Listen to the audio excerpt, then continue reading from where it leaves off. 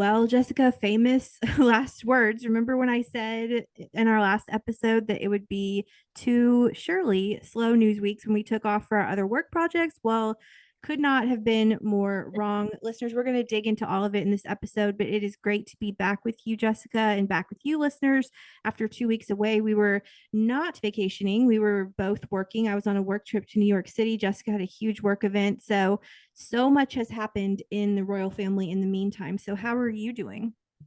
Yeah, I'm doing great. And thank you so much to our listeners for being patient with us the past few weeks. I know I have been super quiet on Instagram and we've missed some of the news updates on the pod with, Rachel and I both being quite busy. We had a really demanding couple of weeks and I just wasn't able to be present online like I normally am, but I'm super glad to be back. And Rachel, we did have a conversation offline about the stories this week, but I know since so much has happened, we won't really be able to cover everything. But I think in this episode, we are going to hit all the high points. And if there's anything that we need to go back, next week and maybe dig in a little bit deeper and have more conversation on, we'll definitely be sure to Mhm. do that. And then, in keeping with our busy schedule, heads up to listeners, I will actually be at the beach this time next week. So Rachel and I are going to work on trying to align our schedules. I know you'll be traveling a little bit too. So Mhm. we'll still right now plan on having an episode. It may not come out at the exact time it normally does, but we'll work on getting something out. Yeah, we will work it out somehow. Well, how are you, Rachel?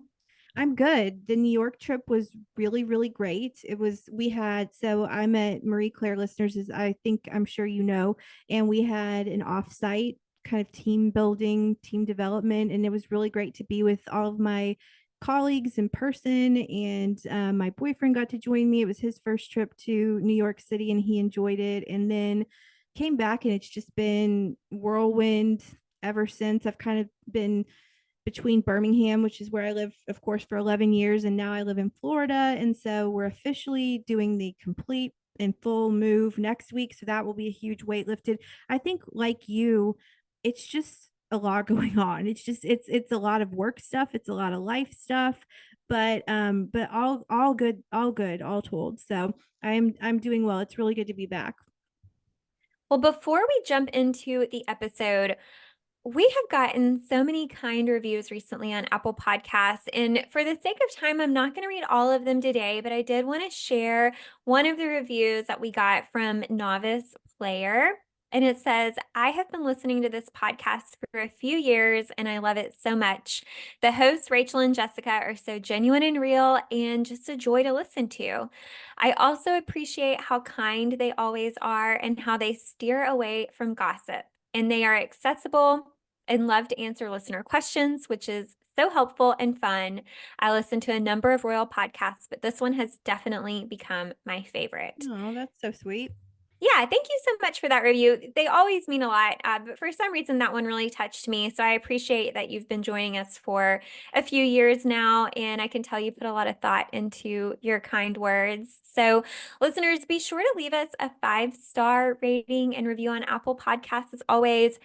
It really does help others find the show, and it's a big reason why we're able to keep doing this because it helps us measure growth and engagement, and so we really do appreciate that.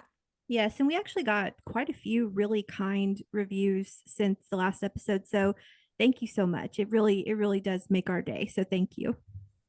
Well, let's go ahead and jump into the royal rundown. Before we get into the news stories of the week, we do have a few royal birthdays that have come out since our last episode. So I'm going to start out with one right off the top here. Princess Eugenie's son, August, turned 3 years old on That's February crazy. 9th. I know, time goes by so fast. No kidding. She actually posted some photos on her Instagram account, which felt like a very normal mom and baby kind of photo drop to me. They were candid pictures, so not your typical styled portraits that we get from our royals. And I really loved it. So in one of them, she and Augie, as she calls him, they're sitting on the ground in front of a brick wall with their coats and boots and their beanie hats. And August is wearing a helmet. So I don't know if they were out maybe riding bicycles or something that day, but it was really cute. And then in another photo, they must have been at some type of outdoor market or fair or something. Eugenie has a hot dog in one hand and she's leaning over, giving August a little kiss on the lips. Mm. And then in the last photo, she's holding both boys, Augie and Ernie, in what looks like maybe just a slow morning at home in their pajamas. So both of the boys' backs are to the camera. She's smiling, and then I have to assume Jack is holding the camera on the other end. So happy birthday to August.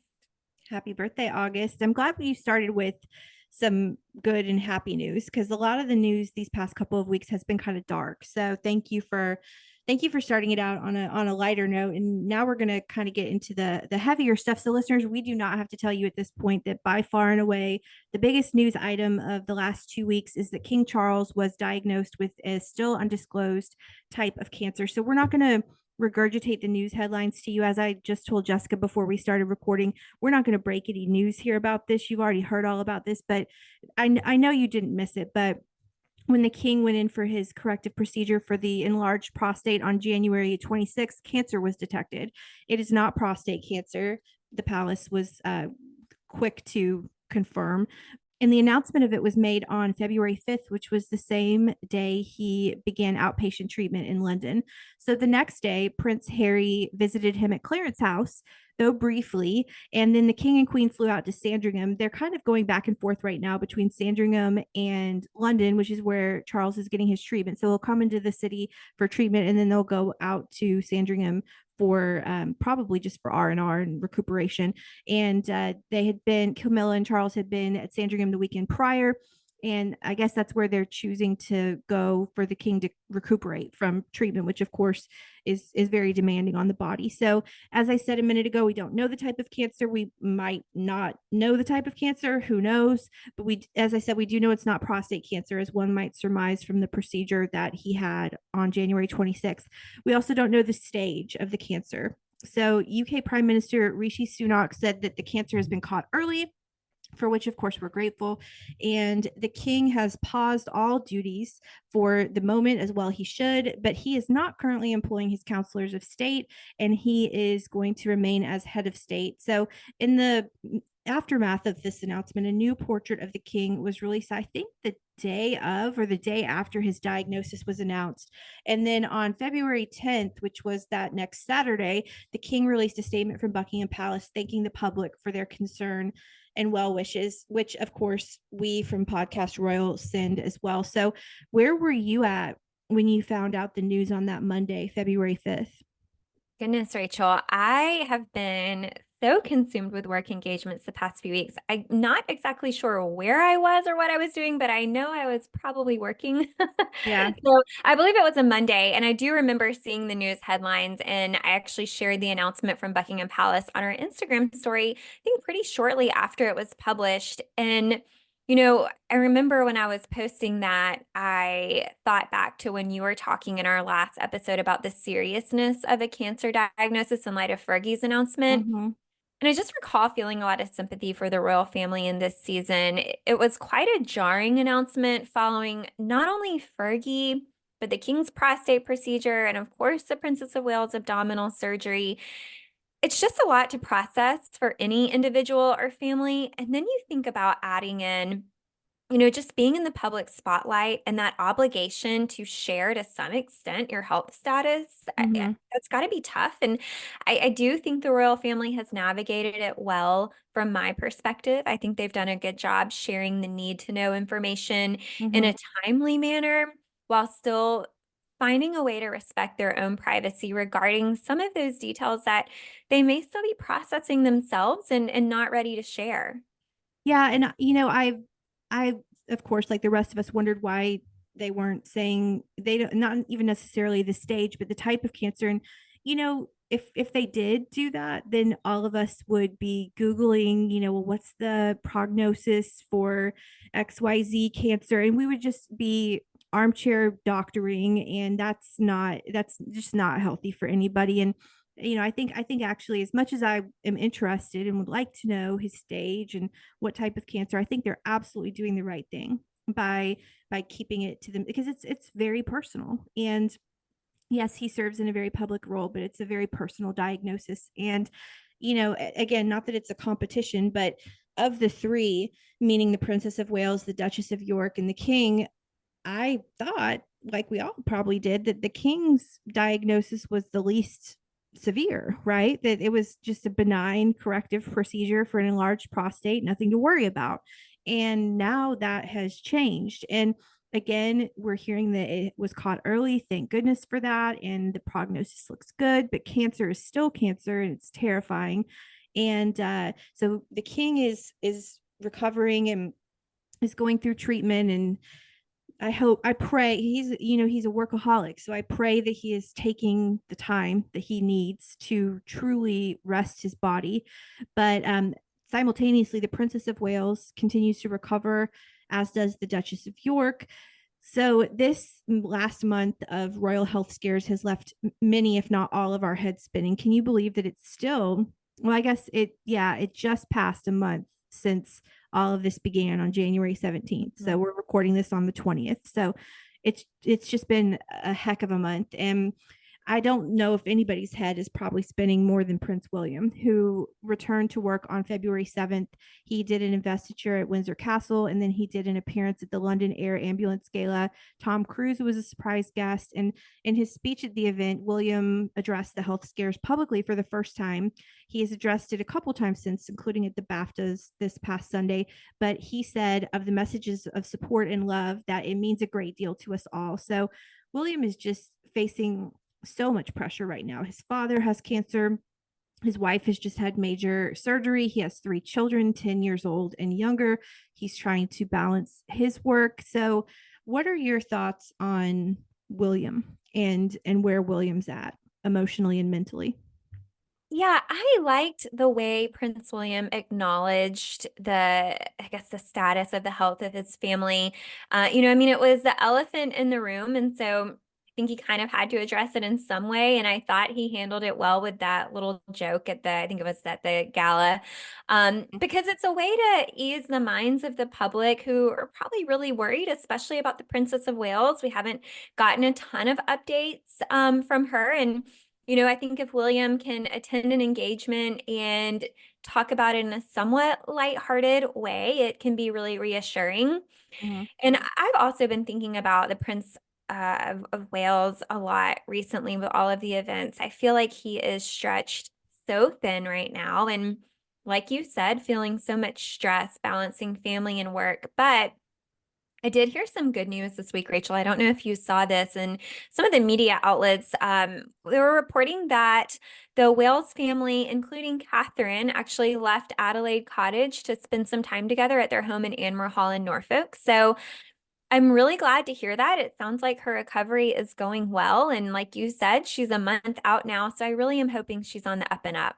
Yeah, I actually thought the same thing. I thought the fact that she left the home was a great sign. If she was not doing well, that I don't think that would have happened. So Right. I think that's great. And as I mentioned a second ago, William was at the BAFTAs solo on Sunday. By the way, before we move on, the Earthshot Prize has announced its fourth location for its award ceremony. It will be in Cape Town, South Africa in November, which South Africa is on my top 10 travel list. So maybe I can finagle some way to go. Who knows? But I think that's something to really look forward to. Yeah, it definitely is. And I do hope this year Catherine will be able to join William for that. I think it would be fun to watch along, even if we aren't able to attend. But I want to say, back to the BAFTAs for a second. William looked great. I loved his He velvet did. touch jacket. Yeah, he looked great. He seemed in good spirits. He was laughing, he was joking, and so I mean that was a good sign for me as well. I know he referenced Barbenheimer, which I thought was funny. He said he had seen Oppenheimer, has yet to see the Barbie movie, and I have to admit, unfortunately, I have yet to see either. What? So, yeah, it's Girl. been on especially Barbie movie was on my to-do list, but I just Well, getting me to Oppenheimer sit is down on and yes, Oppenheimer is on Peacock as of last week, and I think Barbie's on HBO Max. So okay. make that a priority. Now you're gonna have to set aside some time because Oppenheimer is like 3 hours long, but it's worth it. It's good.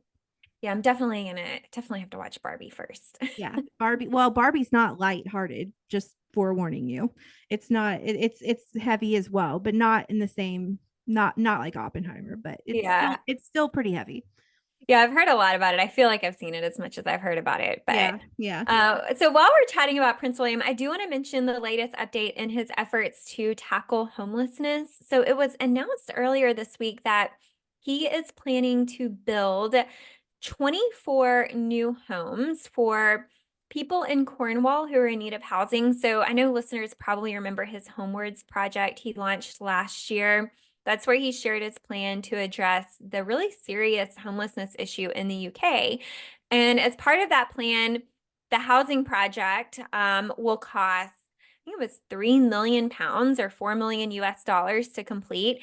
And he's actually giving land from the Duchy of Cornwall and some of the services required to complete the project, like, design, project management. He's going to help cover funds for some of that. So as of right now, they're expecting to begin building in September, and the houses will be ready for occupants by the following autumn in 2025. So, Rachel, I got to ask you, what do you think about this plan? And do you think that building these homes in Cornwall is part of the solution to tackling this issue?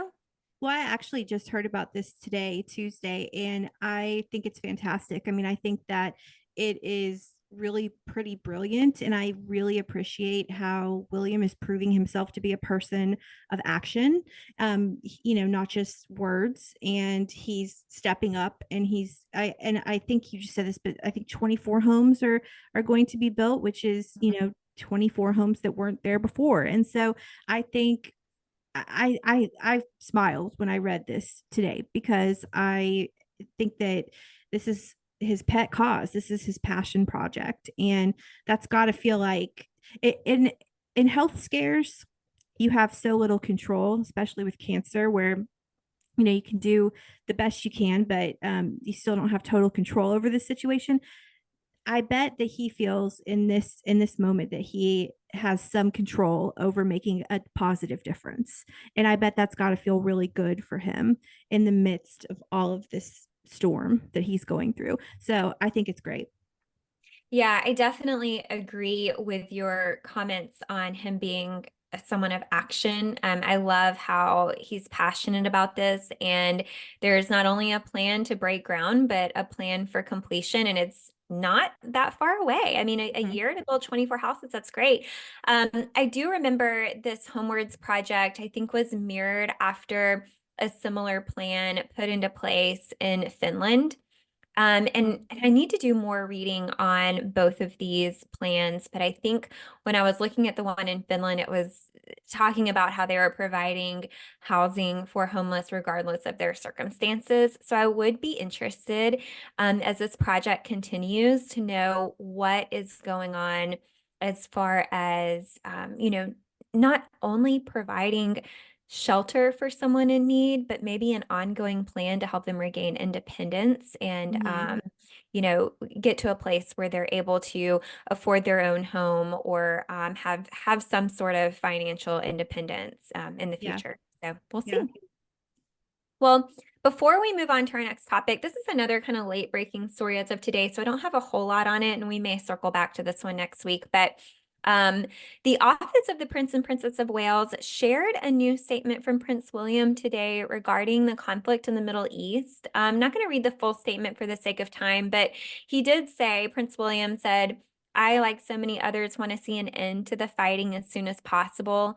There is a desperate need for increased humanitarian support to Gaza. And he goes on to say, sometimes it's only when faced with the sheer scale of human suffering that the importance of permanent peace is brought home. I continue to cling to the hope that a brighter future can be found, and I refuse to give up on that. So Mm. Prince William actually visited the Red Cross today, the British Red Cross, to learn more about what that organization is doing to provide assistance to those in need as a result of the conflict in the Middle East. And this is actually one of two visits that he's going to be doing related to this issue. So like I said, more on that to come. I wanted to go ahead and touch on it, but it looks like he's got some more engagements going on related to this.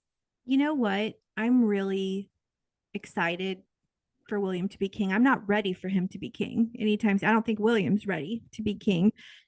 The the king Charles, he needs to have a much more full reign than just a year and a half, and we're not even going to think about that. But I just am really impressed with William. I really am, as a man and as a future monarch.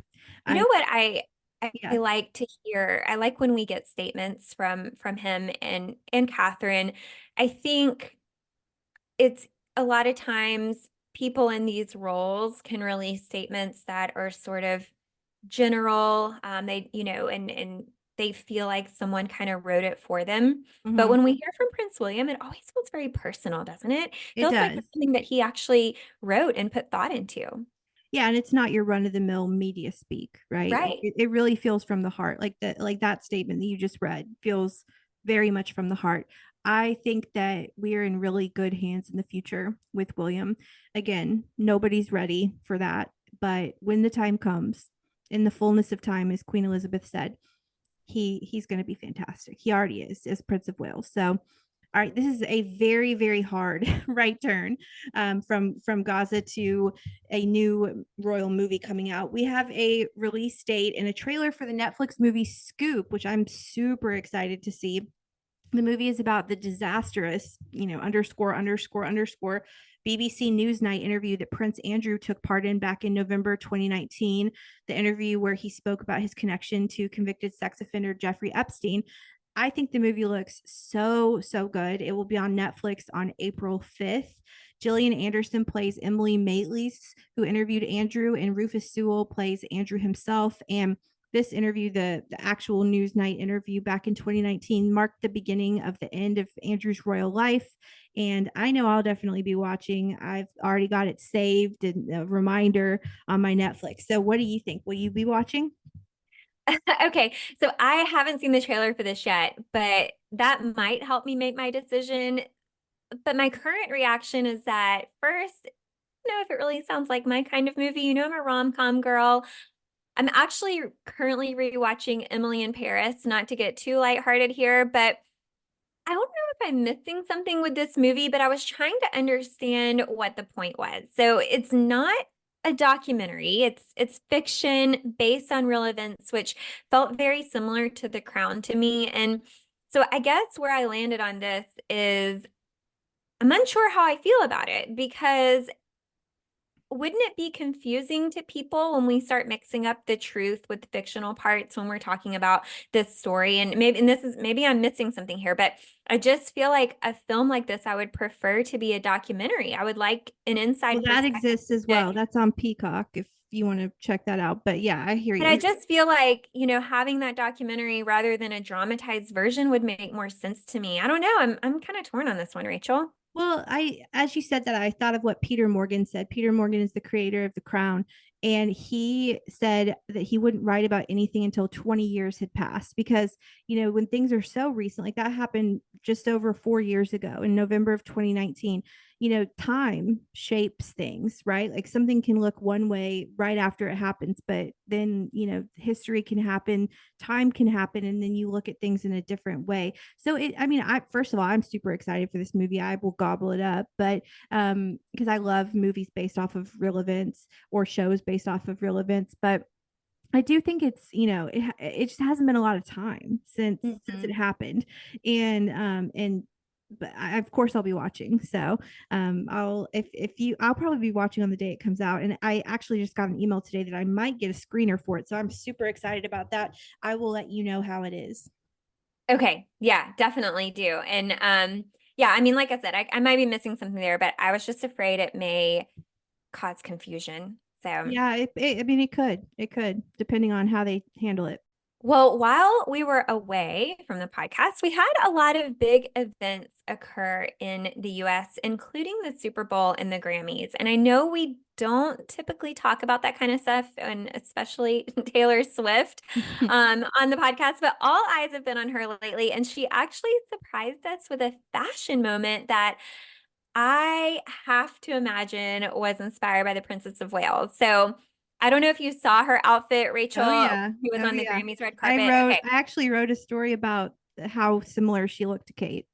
Well, I cannot think that this was pure coincidence. So she stepped out in this floor-length white dress by Elsa Schiaparelli with a full skirt and long black opera gloves. And her outfit took me straight back to the Princess of Wales Alexander McQueen white dress at the BAFTAs last year that she had paired with black opera gloves. And I did include a photo in our notes for you, Rachel, just in case you hadn't seen it. But I mean, I love the resemblance. What do you think? Oh yeah. No, I mean, I can't say if Taylor took direct inspiration from the Princess of Wales, but I mean the looks are strikingly similar. And that BAFTAs, that's the bum pat BAFTAs. I wish we were Mhm. having bum pats at the BAFTAs again. We will again soon. But yeah, I mean both women look gorgeous. There's enough differentiation. Like Taylor's got quite a bit of leg that Kate doesn't have, but I mean, both looks are gorgeous, and yeah, I mean, they're totally similar for sure. No way to deny that.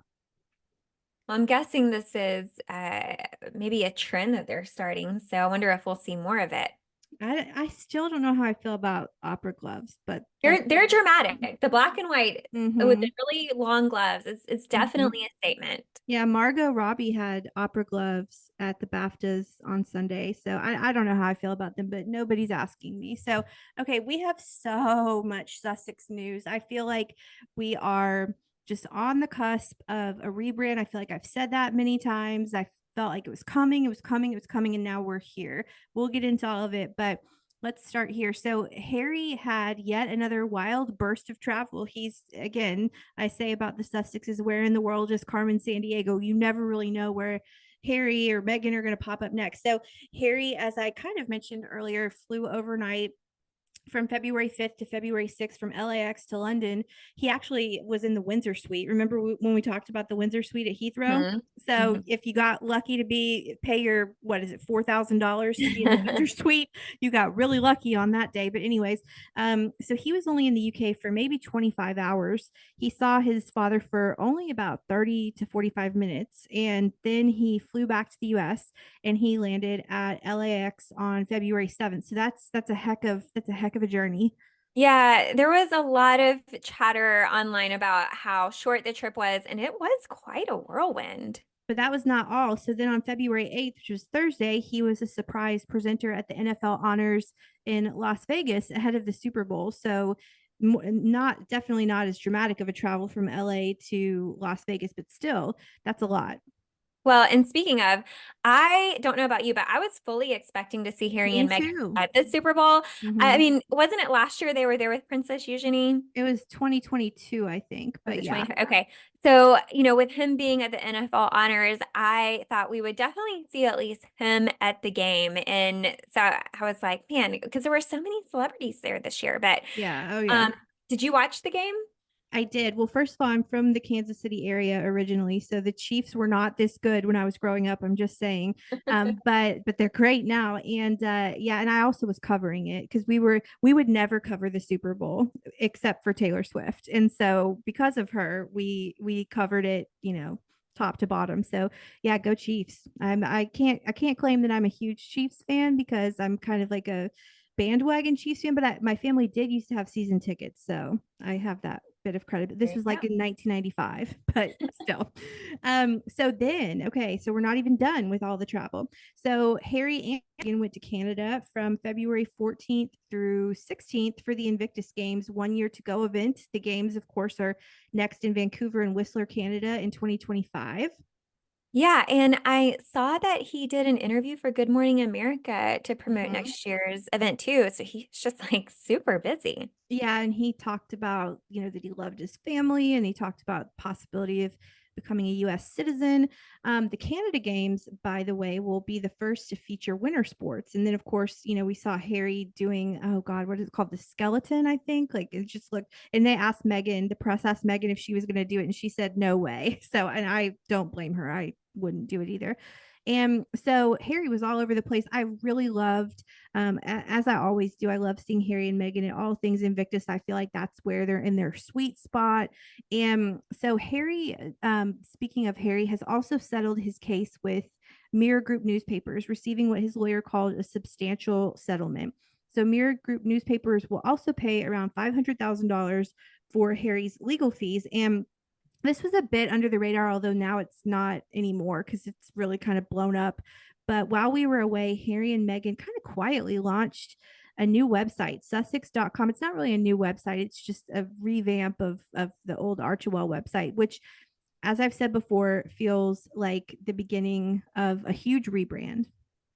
Yeah, and that's what I wanted to clarify when you said they launched a new website. It's not a new additional website. Mm-hmm. It's replacing the previous Archwell website. So on their new site, they've got an about page for Meghan, one for Harry. There's a news page, and then there are the links to the Archwell Foundation and Archwell Productions. Yes, that's right. And they're really leaning into, through this rebrand, the Sussex name. So we learned that Archie and Lily are going by Sussex as their surname instead of Mountbatten Windsor as they did when they were originally born. And then the Duke and Duchess of Sussex is all over this website. Of course, it's called Sussex.com. So also in line with this rebrand, which I think is going to continue to roll out over the coming weeks and months, Meghan announced last week. I have to be honest with you, I was not expecting this, but I'm really excited about it, that she is joining us again in the podcasting space. So we don't have any details on what the podcast is about specifically or when we can expect it. But Meghan has, after she left Spotify last year, signed with Limonada Media. And in addition to a new show, Archetypes, which was her Spotify podcast, will now be available to stream not just on Spotify, but on all podcast platforms. You can listen to it on Apple Podcasts, wherever you get your podcast. So, said it once, I've said it a million times. I think this is the beginning of a lot of announcements on specifically the Meghan front, probably the Harry front too, but definitely the Meghan front.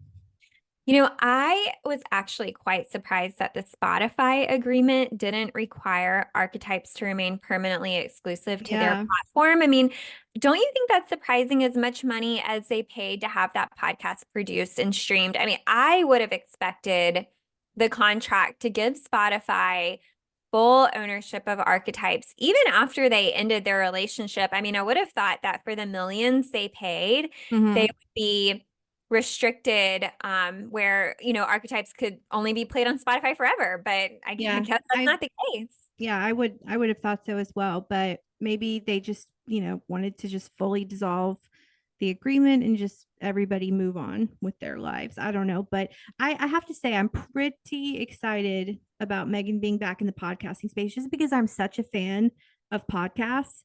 And so I'm really excited to see what this one's going to be about. So I want to close the whirlwind of a royal rundown with a brief shout out to Queen Camilla, who is truly meeting the moment with grace and dignity. You all know, Jessica, listeners, had a bit of a complicated relationship with Queen Camilla over the years, but I have to say that she is the right person at the right time for this moment. And I'm so thankful that the king has her. And they really have such an enduring love story. Of course, she was universally despised at one point, but she's truly proven herself as the consort that Charles has always needed. He should have married her from the beginning, although then we wouldn't have William and Harry and on and on and on. So everything happens as it should. But I'm just glad that she is there now. And this has all especially been displayed in light of his health news. She's the right person for him, period, the end. And a poignant example of this is on February 8th. This story really touched me. The Queen drove for 6 hours by car to attend an engagement after her helicopter was grounded because of inclement weather, making it impossible to fly to southern England from Sandringham, which is where she was with the king. So the Telegraph called the trip one hell of a journey, quote unquote. So keep in mind, she's in a car for 6 hours in this inclement weather that's bad enough that to ground her flight. But she did so because, as the Telegraph reports, she did not want to let down the king. So I think that kind of resilience should be applauded. And in addition to being a warm and funny person, she's a get it done person and just, buckle up and do it. And I truly think she is the best consort possible for the king. And I'm so glad they have each other.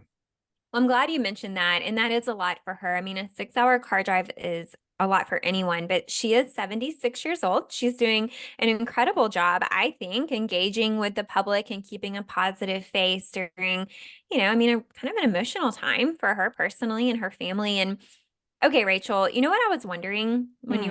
when you were giving that story? Hmm.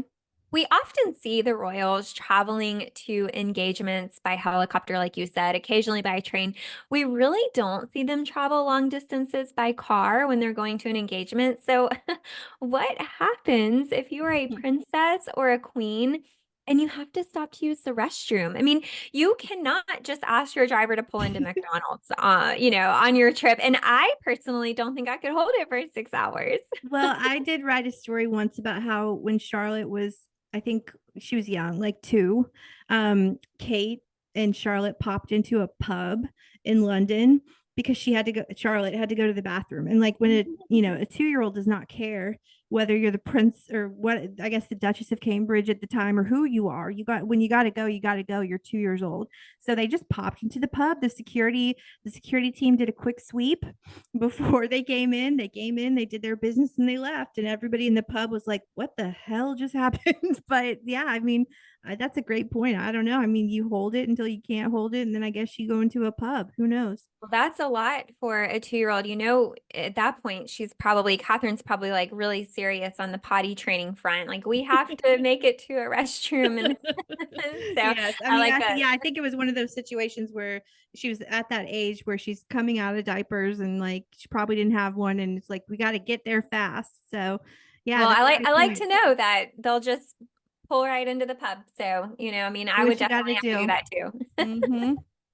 Well, okay, just following up with you were talking about Queen Camilla. So I wanted to mention an engagement that she did today that was the best engagement, or maybe the perfect engagement at Oh Queen's house my. today, because it involved puppy dogs. So, I can't leave a story out that involves puppy dogs, Yes. but the Queen invited training dogs and their human representatives of the Medical Alert Assistance Dogs, which is an organization that trains service dogs to help people with critical health needs like diabetes or severe allergies and other medical conditions. And the dogs are actually trained to detect health dangers like cancer, COVID, bacterial infections, other life-threatening conditions to help prevent hospital admission.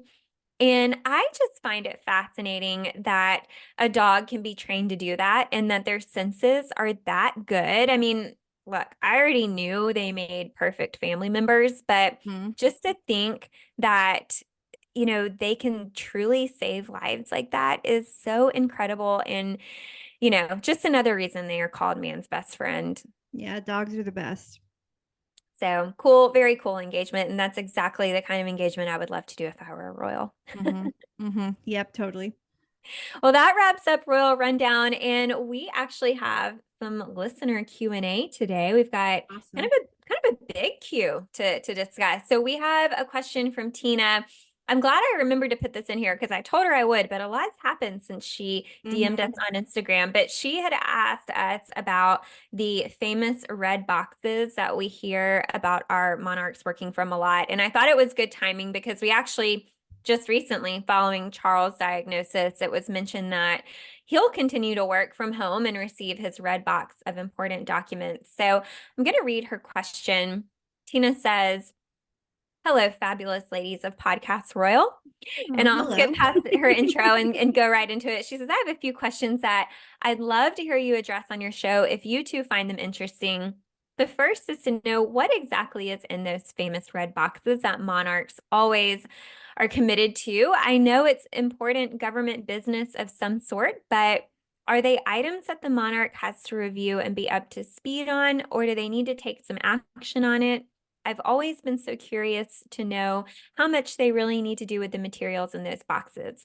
And then she had a follow-up question. She said, my second question is, what is Queen Camilla to be called if she lives longer than Charles? In the past, we've often had Queen Mums, but that is certainly not the case with Camilla.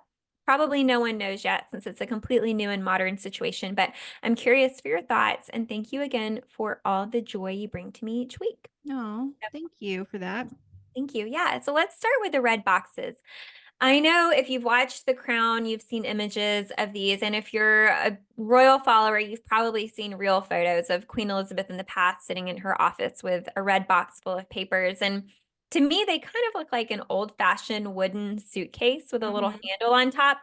And, they sit on the table and open up a lot like a lunchbox, but unfortunately, they don't have sandwiches and apples in them, only paper. So we have talked about the red boxes on the pod before, but Rachel, I could not remember the episode that it was. It was a very long time ago. So Yeah. we'll just kind of start at the top again. But the official name of the red box is the Dispatch box. They are actually made by Barrow, Hepburn and Gale, which is a British luxury leather goods company. And I think of the boxes as being sort of like a hand-delivered mailbox for the monarch. So Mm. someone sorted through the mail. They're giving you what you need to know, no junk mail. And according to the box maker's website, the term dispatch actually refers to important communication for the monarch. So these boxes came to be about because the monarch would have really important pieces of information that might have been confidential or not to be viewed by just anyone. And so they needed a place to secure that mail and have it delivered safely. So Tina, you are correct. The boxes contain various government papers, work that needs to be completed by the king. It may be documents that need to be signed, could be general information he just needs to be aware of. May also include details about upcoming engagements or meetings that he needs to prepare for. So it is really all of the above. Some things he does need to take action on, some things are more informatory. To signify the importance of the information in the red box, there is a monarch cipher on the box. And another fun fact, there's not just one box. So Charles doesn't have to go into his office at Buckingham Palace and get his red box delivered to him. They actually have several of these, and they'll go along with him when he's traveling on the road so he can continue to keep his work close by. And now that I'm explaining this, I think I called it like a suitcase. I guess it's more like a really fancy briefcase. Yeah. So, Yeah. There you go. so there you go, Tina. Now let's talk briefly about Queen Camilla. You asked us what she may be called if she finds herself in the role of Dowager Queen. So a Dowager Queen is a queen consort whose husband, the king, is no longer living. And as you mentioned, Tina, another title for this is Queen Mother. I do think it's safe to say that Camilla could very well be called Queen Dowager if she were ever in the position of being widowed. Hmm. Because she's not the mother of Prince William, it's very unlikely she would be given the title Queen Mother. Yeah. No chance Um, on that. No chance. right, yeah. So the Queen Dowager, actually, this title, just for a brief history lesson, goes back to Queen Adelaide, who is the wife of King William IV. So they had no children. And when he passed, it just didn't make sense for her to be called Queen Mother. So she took on that title of Queen Dowager. And as a side note for reference, since they didn't have children, their niece took over the throne, and their niece was actually Queen Victoria. Oh, So, wow. yeah, Wow. pretty cool. Yeah. That So is as cool. of now, no official statement has been made by the palace as to what Camilla would be called or what Charles' wishes are in that event. So we really don't know for certain. You may remember following Queen Elizabeth's death, we saw the palace begin referring to her as Queen Camilla rather than Queen Consort Camilla. Really, we kind of all expected she would go by Queen Consort Camilla. So I think that means really anything could happen. But the most reasonable presumption is that she would take the title Queen Dowager. I am So 100% in agreement with you on this. I am almost 100% confident that that is what will happen. yeah, so yeah, hopefully that answers your question and gives you some fun facts to share at maybe at dinner sometime too with your friends. Good questions, Tina. Good questions. So let's move into royals around the world. So, really quick late ad. So I know I mentioned in a couple episodes ago that Queen Margrethe is getting her own kind of the Crown-esque show. Well, actually, Queen Maxima is as well. Very new development that she's getting a 6-part series about her life as well. So we'll of course keep you updated on that, but it is in production. So Yeah, I someone kind of love said that. that's someone sent a link to that to us on Instagram Oh, too. nice. Yeah. I can't wait. I can't wait for all of this stuff. Bring it on. Bring it on. Bring it on. So, I want to briefly mention that since our last episode, we learned that Monaco Charlotte Khazrahi is separating from her husband of 4 years, Dimitri Rossum, and I hate to hear that, of course. So, Charlotte is the daughter of Princess Caroline. She's the granddaughter of Princess Grace. She's one of my favorite international royals. So, obviously, we hate to hear this. Yeah, well, let's pivot to some good news again, really quick. So we have our other birthday announcement this episode. Queen Mary of Denmark turned 52 on February 5th. Happy birthday. Happy And birthday. in celebration, we got a really sweet photo on the Danish Royal Instagram account. It was a picture of Queen Mary with her father, and it was actually just from her recent trip to Australia this past December.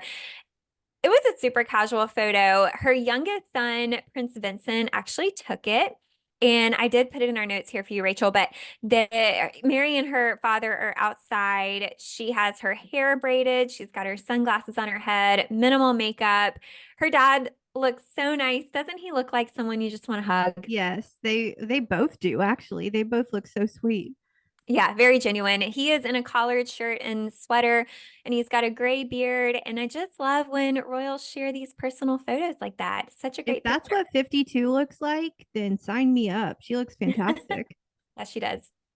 Well, next up, we have a little bit of news out of Jordan. So, first of all, we had a jubilee, and it was a silver jubilee to be exact. And gosh, Rachel, so much is happening in February.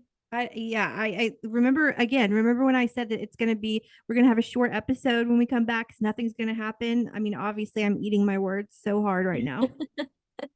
Well, earlier this month, King Abdullah II celebrated 25 years on the throne.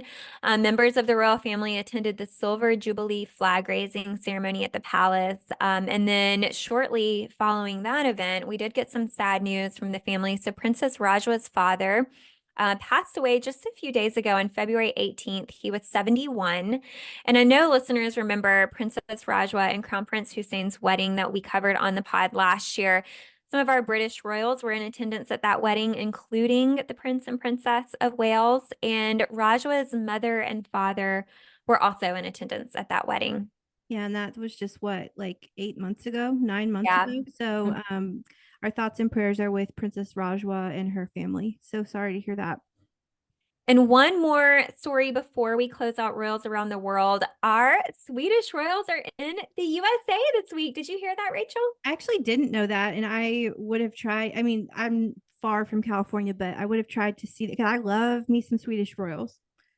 Well, Crown Princess Victoria and her husband, Prince Daniel, are on an official visit to California, specifically San Francisco. So, any listeners that do live in the area, you could possibly get a royal sighting. They're there right now, actually. And we are going to wait and report on this visit next week since we just got so much going on and we're short on time today. I think it would make more sense to let them wrap up that trip and we'll get details and then we'll chat about it very soon. But did want to throw that out there. They are here. So Awesome. if you're there, maybe you'll see them. I think they actually shared a picture on Instagram in front of the Golden Gate Bridge. So I've been to San Diego, I've been to LA, I've never been to San Francisco. I need to make that happen. I have not either. I love that. Well, okay, we're going to do 3 more weeks, listeners, of Royal Potpourri. So we're kind of nearing the end of the Royal Potpourri series. So for the next 3 weeks, we are going to investigate parts of the quote unquote firm. So the working core of the royal family that you have heard of probably on the show before, but you might not know exactly what the firm is and you've always wondered. So the firm is kind of a multi-layered beast, and we're going to give brief definitions of some parts of it that we would not probably do an entire segment on. So, welcome to Royal Potpourri, the firm part 1. So, first up, the Royal Collection Trust.